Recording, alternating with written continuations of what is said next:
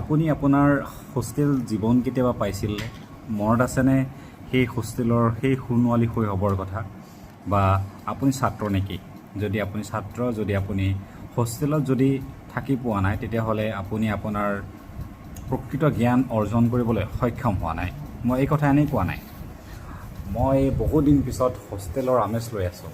মই সৰুকালৰ পৰা হোষ্টেলত থাকোঁ আৰু আজি পৰ্যন্ত, অৰ্থাৎ মোৰ বয়স 28, এই 28 বছৰ বয়সতো মই হোষ্টেলত থকাৰ যি আনন্দ, সেই আনন্দ আজিও মই পাহৰিব পৰা নাই। আৰু হোষ্টেলৰ পৰিৱেশ মই আপোনালোকক দেখুৱাম। এয়া হৈছে হোষ্টেলৰ ৰুম।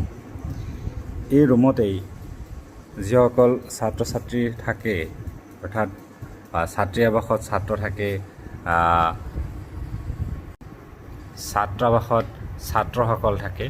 এই ছাত্ৰ ছাত্ৰীসকলে নিজৰ ভৱিষ্যতৰ সপোন ৰচে, সপোন গঢ়ে, আৰু সেই সপোনৰ যি প্ৰস্তুতি, সেই প্ৰস্তুতি কিন্তু এই হোষ্টেলৰ পৰা আৰম্ভ হয়।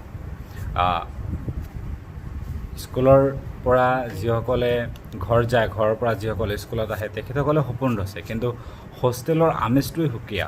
যিসকল ছাত্ৰ ছাত্ৰীয়ে আচলতে জীৱনৰ যি মিনিং, আচলতে জীৱনৰ যি পাতনি যদি মেলিবলৈ চায়, অন্ততঃ 1 বছৰ হ'লেও হোষ্টেলত থাকিব লাগিব।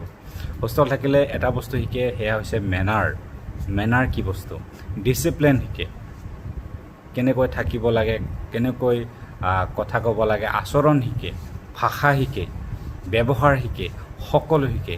আৰু হোষ্টেলত ছিনিয়ৰৰ কথাটো মানি চলাটো একবাৰে অত্যন্তই আৱশ্যক, কাৰণ ছিনিয়ৰ এজনে বহুত কিবাকিবি জুনিয়ৰক প্ৰদান কৰে।